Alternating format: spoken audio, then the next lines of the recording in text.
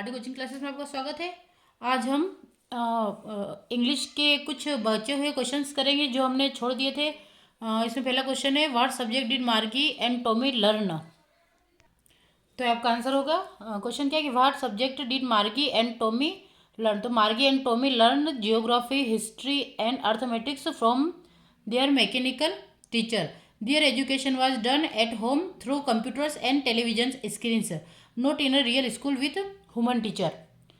Next question, अगला प्रश्न है, at what age was Evelyn deafness first noticed. क्या क्वेश्चन है कि what age Evelyn deafness first notice. इसका आंसर है ना, एट वाज एवेलियन डिफिनेंस। तो Evelyn deafness was first notice when she was 8 year old. Her mother realize something was wrong when Evelyn did not respond to her name being called or to normal conversation। तो ये इसका answer हो जाएगा। ठीक है, अब हम करते हैं नेक्स्ट क्वेश्चन, थर्ड क्वेश्चन। हम वन बाय वन क्वेश्चंस करें, जिसे हमने 11th का भी फर्स्ट वाला कर लिया, सेकंड वाला कर लिया। आप चाहे तो मेरे साथ स्क्रीनशॉट भी ले सकते हैं।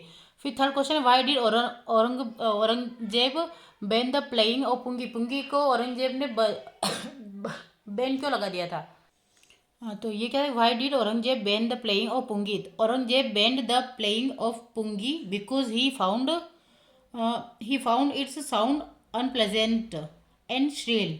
The instrument was considered noisy and reedy and therefore unit unfit for royal performance. इसी वजह से उसने बैन लगा दिया था औरंगजेब ने। फिर इसका नेक्स्ट क्वेश्चन है, तो हम नेक्स्ट क्वेश्चन देख लेते हैं इसका। नेक्स्ट क्वेश्चन है ये वाला, चौथा वाला। Who were the people in Kezia family. ये 11वें का चौथा वाला क्वेश्चन है। Who was the people in Kezia family. तो Kezia family consisted of her father, mother, grandmother and Kezia herself. Her grandmother was very loving while Kezia was afraid of her strict father. ठीक है, ये आपका हो जाएगा, इसका screenshot लीजिएगा। अब हम क्वेश्चन नंबर 5 करते हैं। क्वेश्चन नंबर 5 की बात करते हैं 11th का। तो why did Einstein write a letter to Franklin Roosevelt. तो Einstein wrote a letter to president Franklin D Roosevelt to warn him that Germany might be developing an atomic bomb. He suggested that the United State should also start similar research for national security. तो ये इसीलिए उसने क्या था, एक letter लिखा था, किसको, फ्रैंकलिन रोजवेल्ट ने। नेक्स्ट क्वेश्चन, आपका नेक्स्ट क्वेश्चन है छठा क्वेश्चन। ठीक है, तो एक बार छठा क्वेश्चन देख लीजिए। ये वाला है ना, क्या लिखा है, what kind of a person is the doctor, the snake and the mirror. ये चैप्टर का नाम, लेसन का नाम है। The doctor was young, unmarried and somewhat vain man. He admired his look and wanted to appear handsome and smart later. The snake incident made him realize his foolishness and ego. तो आप ये इसका screenshot ले लीजिएगा, तो ये आपका question हो जाएगा। ठीक है, तो कितने क्वेश्चन हो गए, 6 क्वेश्चन। अब हम करते हैं लास्ट क्वेश्चन, 7वां क्वेश्चन। नेक्स्ट क्वेश्चन था, what was Kezia father routine on Sundays.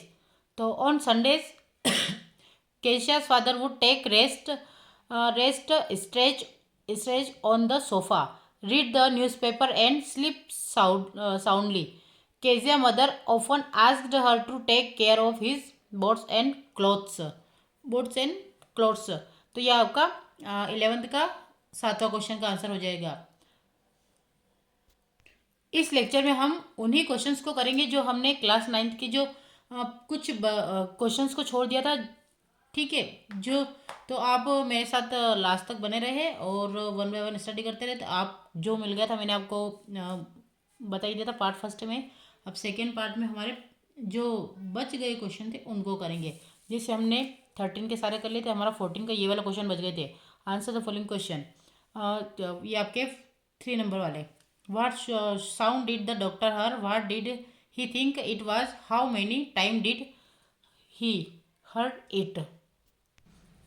अगर आपको पिछले वाले लेक्चर में कुछ समझ में नहीं आया तो मैं यहाँ पे भी डायरेक्टली आपको 13 के, 14 के, 15 के क्वेश्चंस के आंसर बता दूंगी, तो आप इनको नोट कर लीजिएगा। ठीक है, तो हम वन बाय वन स्टडी करेंगे। बार बार पेपर को देखना एक प्रॉब्लमेटिक होता है, तो अब हम डायरेक्टली अब खाली क्वेश्चन और आंसर को ही देखेंगे, ठीक है। तो आप समझ जाएगा, हम क्वेश्चन 13 से स्टार्ट कर 13 के फर्स्ट सेकेंड थर्ड फिर 14 का इस प्रकार से, ओके। हम बात करेंगे क्वेश्चन नंबर 13 के, है ना, फर्स्ट क्वेश्चन से। What are the things the child sees on his way to the fair. तो the child show many things on his way to the fair, toys in the shop, a flowering mustard field, dragonflies, a sweetmeat seller, a garland of gloomers flowers, a man selling blooms, balloons, है ना, balloons, and finally a snake charmer playing his flute। फिर next question है आपका, आप इसके show लेते रहे, है ना। क्वेश्चन नंबर 13 का सेकेंड वाला। What are the two strange thing the guru and his discipline find in the kingdom of fools. तो they found that in the kingdom of fools people slept during the day and worked at night. Another strange thing was there that everything in the kingdom cost the same one dudu, whether it was a bunch of bananas or a measure of rice। ठीक है, तो आप ये screenshot लीजिए इस answer का। फिर next question की बात करते हैं, 13 क्वेश्चन, ठीक है। तो एक स्क्रीनशॉट लिया आपने, आई होप ले लिया होगा। अब नेक्स्ट की बात करते हैं क्वेश्चन नंबर 13 का तीसरा। हाँ, तो क्वेश्चन क्या है, who for whom does the prince send the spear and why। तो the happy prince sent the spear from his eye to a poor playwright who was too good and hungry to finish his play। The princess wanted to help him so that he could buy firewood and food। अब हम करते हैं question number 14 का answer का। What sound did the, ये question number 14 का answer है ना, 14, क्योंकि इसमें कोई 1/2 नहीं था, ये खाली 14 का ही क्वेश्चन है। तो what sound did the doctor hear, what did he think it was, how many time did he hear it. तो the doctor heard a soft dull thud, at first he thought it was the sound of rats running on the beam, but when he looked around he saw a snake had fallen on his shoulder। he heard the sound only once। ये आप इसको शोर ले लीजिएगा, question number 14। अब question number 14 के अथवा की बात करते हैं। What had the mechanical teacher been giving to Margie. The mechanical teacher had been giving Margie test after test in geography. She was getting worse and worse in them which made her unhappy. Her mother had to call the country inspector to check the machine. यानी कि जब mechanical teacher बार बार उसकी geography का ही test पे लिया जा रहा था, तो मार्गी जो होती है वो परेशान हो जाती है और उसको बहुत ज़्यादा फ्रस्ट्रेट हो जाती है, गुस्सा हो जाती है। फिर नेक्स्ट क्वेश्चन है आपका 15 क्वेश्चन।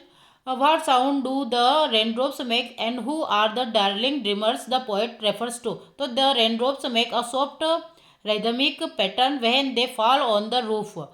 ठीक है, जब वो छत पे पड़ते हैं या गिरते हैं। तो the darling dreamers are the poet and other people who remember their mother love and care while listening to the rain. ये देख लीजिएगा क्वेश्चन नंबर 15। अब क्वेश्चन नंबर 15 के अथवा की बात करते हैं, और वाला। What is the message of the poem wind. तो the poem teaches that the wind is both a friend and a destroyer. यानी कि वो हमारे दोस्त भी और हमें घातक भी है। It destroys weak things but help the strong. यानी कि वो हमारे कमजोर सोच को खत्म करती है और हमें स्ट्रॉन्ग बनाती है। The poet advise us to be mentally and physically strong to face hardship bravely. और वो हमें सिखाती है कि हमें मेंटली और फिजिकली स्ट्रॉन्ग होकर हार्डशिप के सामने सब काम बिना डरे करना चाहिए। फिर क्वेश्चन नंबर 16 का आंसर है, क्वेश्चन नंबर 16 है, what does the swallow see when it flies over the city. The swallow show the rich making merry in their beautiful house while the poor were sitting hungry and swearing in the cold। This sight made the swallow feel sad for the poor people। फिर इसका 16 का अथवा है, 16 का अथवा question है, where did grandfather buy Toto from and why. तो grandfather bought Toto from a tonga driver for 5 rupees. He brought that little monkey because he was mischievous, clever and looked very funny and attractive। ठीक है, ये आपके class 9 के most time पे question, यानी कि अभी जो अदर्स के जो क्वेश्चन आए थे वो सारे हो चुके हैं। मैंने 1 बाय 1 आपको पूरा पेपर सोल्व करवा दिया था। ठीक है, तो अब ये भी देख लेते एक बार। मैंने आपको एक पूरा पेपर सोल्व करवा दिया था, लेकिन फिर भी अगर बाय मिस्टेक कुछ रह जाता है तो उसके लिए मैं क्षमा प्रार्थी हूँ। बाकी मैंने 1 बाय 1 आपको पूरा पेपर करवा दिया, तो एक बार आप इस पर नज़र मार लीजिएगा। ये हमारा फर्स्ट पार्ट था और अभी जो हम पढ़ रही है हमारा सेकेंड करंट पार्ट है। तो हमने जो फर्स्ट पार्ट में पढ़ा था उसमें हमने ये पूरा पेपर ऑब्जेक्टिव सहित सोल्व कर लिया था। तो अब एक बार आप देख लीजिए। हाँ, ये बचा था आपका read the following passage carefully make notes. तो ये आपको खाली इसके बारे में नोट्स बनाना है, तो आप इसमें से सिलेक्ट कर करके बना सकते हैं। फिर नेक्स्ट था ये वाला, तो ये मैंने आपको बता ही दिया था, राइट एन ऐसे, तो ये भी आप कर ही सकते हैं। फिर next question, look at the picture given below and right a paragraph in the about, तो ये कर लेते हैं हम। तो ये अपना रह गया था, तो मैं इसका भी आपको आंसर बता देती हूँ। तो आपको पैराग्राफ राइटिंग कैसे करना, 75 वर्ड्स में। तो देखिए, तो आपको लिखना क्या, सबसे पहले कि the picture shows a beautiful fair seen in a village, यानी कि एक गांव की अच्छी स्थिति के बारे में बता रही है।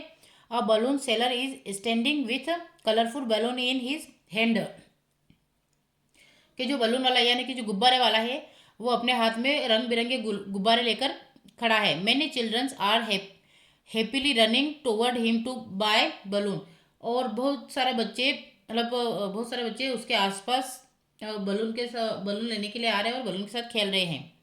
The sun is shining brightly in the sky, और सूर्य आसमान में चमक रहा है। एंड बर्ड्स आर फ्लाइंग, और पक्षी उड़ रहे हैं। Some trees and small houses can be seen in the background, यानी कि इसके पीछे में कुछ पेड़ पौधे और घर दिखाई दे रहे हैं। Every look cheerful and excited, the atmosphere is full of Joy and liveness.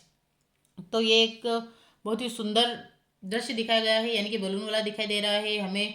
सूर्य चमकता हुआ दिखाई दे रहा है, पक्षी उड़ते हुए दिखाई दे रहे हैं, बच्चे खेलते हुए दिखाई दे रहे हैं, और हमें घर वगैरह दिख रहा है। तो इस टाइप से ये बना के आपको इस टाइप से लिखना था, तो आप चाहे तो इसका स्क्रीनशॉट ले लीजिएगा। ठीक है, तो बहुत सुंदरता के साथ इसका डिस्क्रिप्शन दिया गया है, तो आप इतना कर लेंगे तो भी आपका काफ़ी होगा। तो ये हमारा क्लास 9th का अर्धवार्षिक का सेकेंड पार्ट भी पूरा हो चुका है। इसमें मैंने आपको बचे हुए क्वेश्चंस भी करवा दिए हैं। तो अब आपका काम है कि क्वेश्चंस को अच्छे से नोट करना, याद करना और समझना। ठीक है, और क्वेश्चन लेक्चर अच्छा लगता है तो लाइक करें, शेयर करें, सब्सक्राइब करें। और आपको से इसका सेकेंड, अब मैंने इंग्लिश का सोल्व करके डाल दिया है, आपको साइंस का मिल गया है। अब नेक्स्ट लेक्चर में आपको मैं मैथ्स का प्रोवाइड कराऊंगी, तो आप अपने दोस्तों को और फ्रेंड्स के अच्छे से शेयर करते रहें ताकि आप इसका फ़ायदा उठाएं। Thank you for watching.